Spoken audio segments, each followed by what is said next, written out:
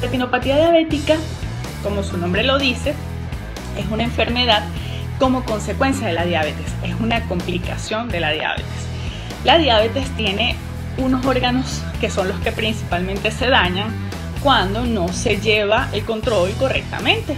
Y estos órganos son el cerebro, el ojo, el corazón, el riñón y los nervios periféricos, que son lo que ocasiona lo que llamamos pie diabético, que muchos por allí lo conocen. Esos son los órganos blancos de la diabetes. En este caso particular vamos a hablar del ojo.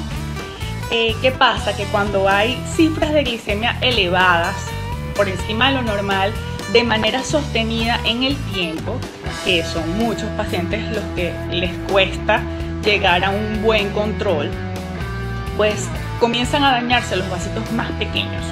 Esos vasitos chiquiticos están ubicados dentro del ojo en una zona que se llama retina, y por esto su nombre, retinopatía diabética. Pero básicamente lo que se dañan son los pequeños vasitos, entonces llamamos que es una vasculopatía, específicamente de la retina. ¿Y qué pasa con estos vasitos pequeñitos? Comienzan a filtrar líquido, se le abren como unos huequitos y comienza a salirse el líquido que está dentro de los vasos sanguíneos, que en este caso es sangre, comienza a salirse al tejido que está allí, que es la retina, obviamente, porque son los vasos de la retina. ¿Qué pasa? Que la retina no es un tejido que deba tener sangre, y como ella está compuesta por varias capas de células conformadas básicamente por algo que se llaman fotorreceptores, que son los que recogen la información completa de lo que entra al ojo, si estos fotorreceptores se llenan de sangre o de líquido, ¿qué es lo que ocurre?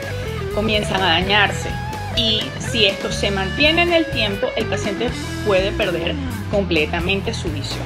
Entonces, por esto es que se dice, y según los estudios que se han hecho, que la retinopatía diabética es la primera causa de ceguera en personas en edad productiva, es decir, desde los 40 hasta los 60 años.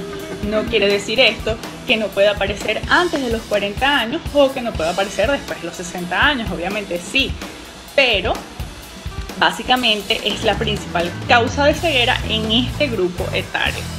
¿Ok? Entonces por eso de allí su importancia, porque son personas que pues tienen un potencial todavía de trabajo, tienen un potencial de vida, están jóvenes, y obviamente pues eso se les ve truncado por la falta de visión. Y lo otro que es importante decir es que cuando ya esta pérdida de visión pues ya es avanzada, pues probablemente va a ser de manera permanente. Va a ser muy difícil que este paciente logre recuperar algo de visión. En algunos escasos casos pudiese recuperarse algo de visión, pero lo que ocurre generalmente es que estos pacientes pierden la visión por completo. Y mi motivo de hoy este IGTV de hacerlo es para pues comunicarles que no debemos esperar llegar a este punto. Lo ideal es que todo paciente diabético, lo que dice la Academia Americana de Oftalmología, las pautas para los casos de los pacientes diabéticos, es que si eres diabético tipo 1, entre el año número 3 y el año número 5 de tu diagnóstico, tú debes acudir a una primera consulta con el oftalmólogo o con el retinólogo. Y si te diagnostican diabetes tipo 2, entonces al momento de que te hagan el diagnóstico de diabetes, tú debes acudir inmediatamente al salir del internista o del endocrinólogo. Tú debes buscar verte con el oftalmólogo. ¿Por qué? Porque generalmente cuando se trata de diabetes tipo 2, muchas veces el paciente llega ya cuando tiene tiempo, con mal control metabólico. Entonces ya el paciente en ese punto que se le hace el diagnóstico de diabetes ya puede tener retinopatía diabética. Y la idea es que esta enfermedad no se deja avanzar, porque lo que ocurre es que si se deja avanzar y ya llegas en un estadio muy avanzado a las manos del oftalmólogo o a mis manos, ya va a ser muy difícil ayudarte para que no pierdas tu visión por completo. Entonces es la prevención la clave en esta enfermedad. Acudir a la consulta oftalmológica en el momento que tienes que acudir. Como te dije, si eres diabético tipo 1, al año número 3 al 5 debes acudir a tu primera consulta. Y si eres diabético tipo 2, al momento que te digan eres diabético tipo 2, tú debes buscar tu consulta con el oftalmólogo. Y después de allí, después de esa primera consulta, ya sea que seas diabético tipo 1 o tipo 2, lo normal es que te veamos anualmente si tu retina está bien. Ahora, si en el momento que te evaluamos ya tienes unas alteraciones, pues va a depender del grado, porque son varios grados de retinopatía, va a depender del grado, cada cuánto tiempo hay que verte y si necesitas en algún momento aplicar tratamiento, que sí los hay varios. Pero lo más importante antes de los tratamientos que te vamos a aplicar es que tú te controles, que tú controles tus niveles de glicemia, que no sé, digamos, la gente no sabe muy bien cómo pueden llevar un buen control. ¿Y qué pasa? Que el paciente llega a mis manos y me dice, yo le digo, mire, sí, tiene retinopatía diabética, y entonces el paciente generalmente me dice, doctora, pero si mi glicemia esta semana estaba en 85 y yo me la hice hace un mes y estaba en 90 y lo más que se me ha subido es a 150.